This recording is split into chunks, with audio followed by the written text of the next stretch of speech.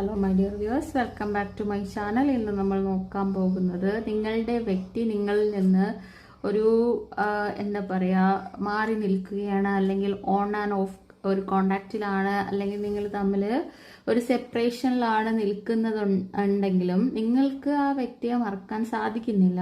അങ്ങനെ ഒരു സിറ്റുവേഷൻ ആണ്. പക്ഷെ ആ വ്യക്തി നിങ്ങളിലേക്ക് തിരിച്ചു വരുന്നുമില്ല. നിങ്ങൾ വെയിറ്റിംഗ് പീരീഡിൽ നിൽക്കുന്നുണ്ട്, എന്നാൽ ആ വ്യക്തി വരുന്നുമില്ല. അതിനുള്ള റീസൺ ആണ് ഇവ നൽകുന്ന മെസ്സേജ് എന്താണെന്നാണ് നമ്മൾ നോക്കുന്നത്.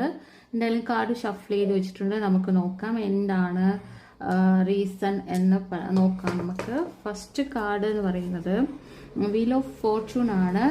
ഇത് ഉദ്ദേശിക്കുന്നതെന്ന് പറയുന്നത് നിങ്ങളുടെ ഈ ഒരു സെപ്പറേഷന് റീസൺ എന്ന് പറയുന്നത് ഡിവൈൻ തന്നെയാണ്, അല്ലെങ്കിൽ യൂണിവേഴ്സ് തന്നെയാണ്. ഇതൊരു യൂണിവേഴ്സിന്റെ തീരുമാനമാണ്, അല്ലാതെ ആ വ്യക്തി കാരണമോ നിങ്ങൾ കാരണമോ അല്ല. ഇത് സംഭവിക്കേണ്ടതാണ് എന്നാണ് കാണുന്നത്.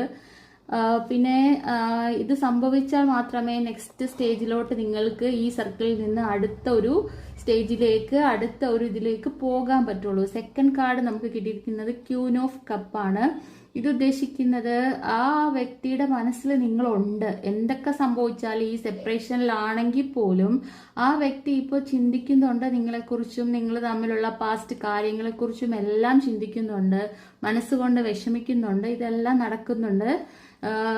ഉറപ്പായിട്ടും വരുമോ എന്ന് ചോദിച്ചു കഴിഞ്ഞാൽ, തിരിച്ച് വരുമോ എന്ന് ചോദിച്ചു കഴിഞ്ഞാൽ ജഡ്ജ്മെന്റ് കാർഡാണ്. ഇത് യൂണിവേഴ്സിന്റെ തീരുമാനമാണ്, ഇത് ഡിവൈൻ്റെ തീരുമാനമാണ്.